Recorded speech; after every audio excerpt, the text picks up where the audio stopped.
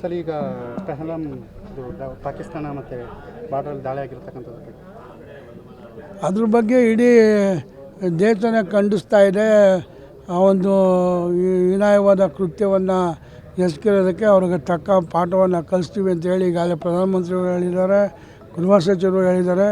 ಇವತ್ತು ಬೆಳಗ್ಗೆ ಪೇಪರ್ನಲ್ಲಿ ನೋಡಿದೆ, ನಮ್ಮ ಗೃಹ ಸಚಿವರು ಸಹ ಪಾಕಿಸ್ತಾನದವರು ಇಲ್ಲಿ ಏರಿಯಾದಲ್ಲಿ ಎಷ್ಟು ಜನ ವಾಸ ಮಾಡ್ತಿದ್ದಾರೆ ಅವರೆಲ್ಲನೂ ವಾಪಸ್ ಕಳಿಸ್ಬೇಕು ಅನ್ನೋ ಒಂದು ತೀರ್ಮಾನವನ್ನು ತಗೊಂಡಿದ್ದಾರೆ.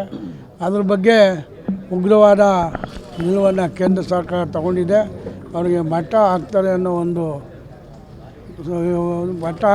ಒಂದು ನಂಬಿಕೆ ಭರವಸೆ ನಮ್ಮಲ್ಲಿ ಮೂಡಿದೆ. ಆದರೆ ನಮ್ಮಲ್ಲಿ ಓಟನ್ನ ಬೇಟೆಗಾಗಿ ಅಥವಾ ಅವರ ಒಂದು ಏನು ವಿಶ್ವಾಸವನ್ನು ಗಳಿಸೋದಕ್ಕೆ ಏನು ಜಾಸ್ತಿ ಅವರಿಗೆ ಇದನ್ನು ಕೊಡ್ತಾಯಿದ್ದಾರೆ, ಏನು ಅವರಿಗೆ ಮಾನ್ಯತೆ ಕೊಡ್ತಾಯಿದ್ದಾರೆ. ಆ ಮಾನ್ಯತೆ ಇನ್ನು ಮುಂದಾರು ನಿಲ್ಲಬೇಕು.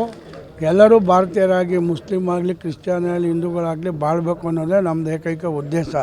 ಅದರಲ್ಲಿ ಅವರು ಇಂಥ ಕೃತ್ಯಗಳಿಗೆ ಭಾಗಿಯಾಗಿ ಭಾಳ ಡ್ಯೂಡ್ ಆ್ಯಂಡ್ ರೂಲ್ ಮಾಡೋಕ್ಕೆ ಹೋದರೆ ಮುಂದಿನ ದಿನಗಳಲ್ಲಿ ಬಹುಸಂಖ್ಯಾತ ರಾಷ್ಟ್ರ ಹಿಂದೂ ರಾಷ್ಟ್ರ ಅಂತ ತೀರ್ಮಾನ ಆಗಿಲ್ಲ ಅಂದರೂ ಜಾತ್ಯತೀತ ಇದ್ದರೂ ಇಂಥ ಒಂದು ನೋವುಗಳಿಗೆ ಒಳಗಾದಾಗ ಹಿಂದೂಗಳು ಒಗ್ಗಟ್ಟಾಗಿ ಮುಂದೆ ಪ್ರತಿಭಟಿಸಬೇಕಾಗ್ತದೆ ಅನ್ನೋದು ನನ್ನ ಭಾವನೆ. ಸರ್, ಸಂತೋಷ್ ಲಾಡ್ ಸೇರಿದಂತೆ ವಿರೋಧ ಪಕ್ಷದವರು ಮೋದಿ ರಾಜೀನಾಮೆ ಕೊಡಬೇಕು ಅಂತೇಳಿ ಒತ್ತಾಯವನ್ನು ಮಾಡ್ತಾರೆ.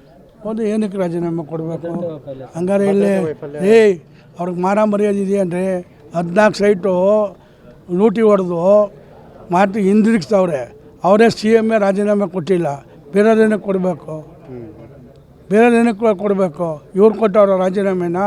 ಫಸ್ಟು ಇವ್ರು ರಾಜೀನಾಮೆ ಕೊಟ್ಟು ತೋರಿಸ್ಲಿ, ಆಮೇಲೆ ಅವ್ರು ಕೊಡ್ತಾರೆ. ಬದ್ಧತೆ ವೈಫಲ್ಯ ಎಲ್ಲರಿಗೂ ಆಗುತ್ತೆ. ಹಂಗಾರೆ ಇವರೆಲ್ಲ ಆಗಿಲ್ವಾ? ಇವರ ಆಡಳಿತದ ಎಷ್ಟು ಕೊಲಾಪ್ಸ್ ಆಗಿದೆ, ಭಾರತೀಯರು ಎಷ್ಟು ಜನ ಸತ್ತರು, ಎಂತೆಂಥ ಘಟನೆಗಳು ಸಂಭವಿಸ್ತಾ ಇದೆ. ಆಯಿತಾ? ಫಸ್ಟು ಇವರು ರಾಜೀನಾಮೆ ಕೊಡಬೇಕು. ಯಾಕೆ ಮುಖ್ಯಮಂತ್ರಿಗಳು ತಮ್ಮ ಅಧೀನದಲ್ಲಿರ್ತಕ್ಕಂಥ ಲೋಕಾಯುಕ್ತವನ್ನು ಇಟ್ಕೊಂಡು ಕ್ಲೀನ್ ಚೀಟ್ ಪಡಿತಾರೆ? ಲೋಕಾಯುಕ್ತ ಯಾರ ಅಧೀನದಲ್ಲಿದೆ? ರಾಜ್ಯ ಸರ್ಕಾರದ ಅಧೀನದಲ್ಲಿದೆಯಾ, ಕೇಂದ್ರ ಸರ್ಕಾರದ ಅಧೀನದಲ್ಲಿದೆಯಾ?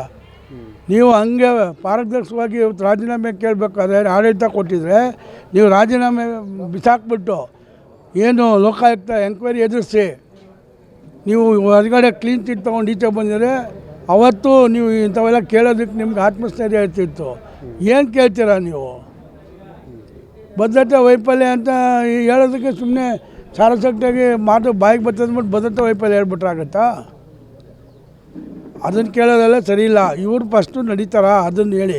ಇವರು ಮುಸ್ಲಿಮ್ಗೆ ಮೀಸಲಾತಿ ಕೊಟ್ಟವ್ರು. ಈಗ 4% ಕಾಂಟ್ರಾಕ್ಟಲ್ಲಿ ಕೊಡ್ತಾಯಿದ್ದಾರೆ, ಎಲ್ಲ ಕೊಡ್ತಾಯಿದ್ದಾರೆ. ಇವನ್ನೆಲ್ಲ ಕೊಟ್ಟು ಮುಸ್ಲಿಮ್ನ ಬೆಳೆಸಿ ಈ ಭಾರತ ದೇಶದಲ್ಲಿ ಹಿಂದೂಗಳಿಗೆ ಅಪಾಯ ಆಗ್ತದೆ ಅಂತ ಏನು ಎಚ್ಚರಿಕೆ ಗಂಟೆ ಇದೆ. ಅದಕ್ಕೋಸ್ಕರ ಅವರು ಇವತ್ತು ಅವರು ಬದ್ಧತೆ ವೈಫಲ್ಯ, ಅದರ ವೈಫಲ್ಯ ಅಂತೇಳಿ ಜಾರ್ಕೋತಾ ಇದ್ದಾರೆ. ಅದಲ್ಲ, ಎಲ್ಲರೂ ಒಗ್ಗಟ್ಟಾಗಿ ಹೋರಾಟ ಮಾಡಬೇಕು. ಮುಸ್ಲಿಮನ ಜೊತೆಲಿರಲಿ, ಕ್ರಿಶ್ಚಿಯನೂ ಇರಲಿ. ಇದು ಜಾತ್ಯತೀತ ರಾಷ್ಟ್ರ ಇಂಡಿಯಾ ದೇಶ.